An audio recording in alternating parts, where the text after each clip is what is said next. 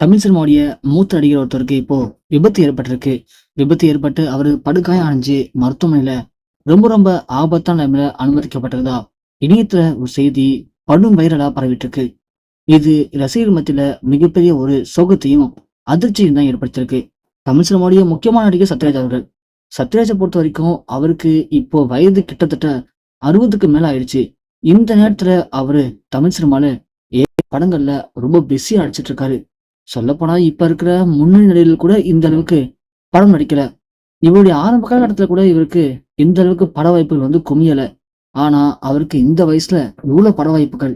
அதுவும் அவருடைய ஆரம்ப காலத்துல அவர் ஆசைப்பட்ட நிறைய முக்கியமான கதாபாத்திரங்கள் கொண்ட கதையை தான் இப்போ நிறைய இயக்குனர்கள் அவர்கிட்ட சொல்றாங்களாம். அதை கேட்கும்போது நாம இந்த படத்தெல்லாம் மிஸ் பண்ணிட்டோம், இனிமேலும் மிஸ் பண்ணக்கூடாது அப்படின்னு அந்த கதாபாத்திரத்துல ரொம்ப ஈடுபாட்டும் நடிச்சிட்டு இருக்காரு சத்யராஜ் அவர்கள். அவர் நடிகர் பாத்திரம் எல்லாமே எல்லா படங்களையுமே வித்தியாசமா தான் இப்போ அமைஞ்சிருக்கு. அந்த அளவுக்கு சத்யராஜ் ரொம்ப பிஸியா சினிமாவில் நடிச்சிட்டு இருக்காரு.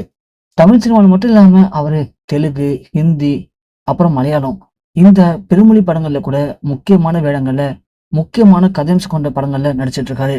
இப்படி சத்யராஜுக்கு 60 வயசுக்கு மேல ஆனாலும் கூட கொஞ்சம் கூட ரெஸ்டே இல்லாம ஏகப்பட்ட படங்கள் நடிச்சிருக்காரு.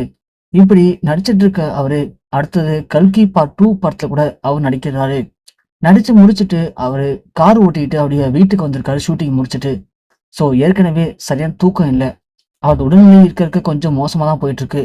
ஆனா திரைத்துறையில ஏற்பட்ட அவருடைய அந்த ஈர்ப்பு அவரை ஒழுங்கா வீட்டுல உட்கார வைக்க முடியல.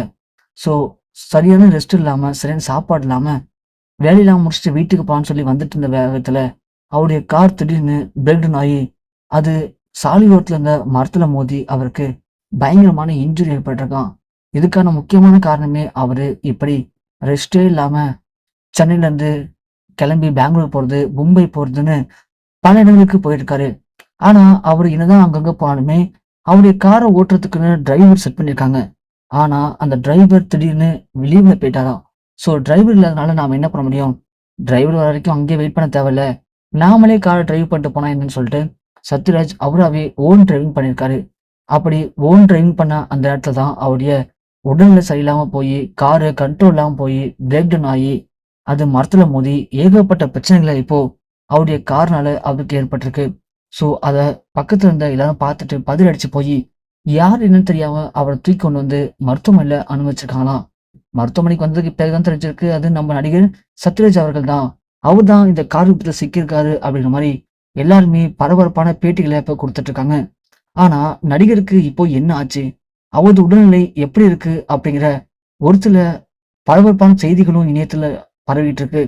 அவருக்கு ஏற்பட்ட விபத்துல அவருடைய தலைப்பகுதியில பலத்த காயம் ஏற்பட்டிருக்கு அப்படின்னும் அதன் காரணமா அவருக்கு இப்போ சிகிச்சைகள் எல்லாம் அளிக்கப்பட்டு இருக்கு.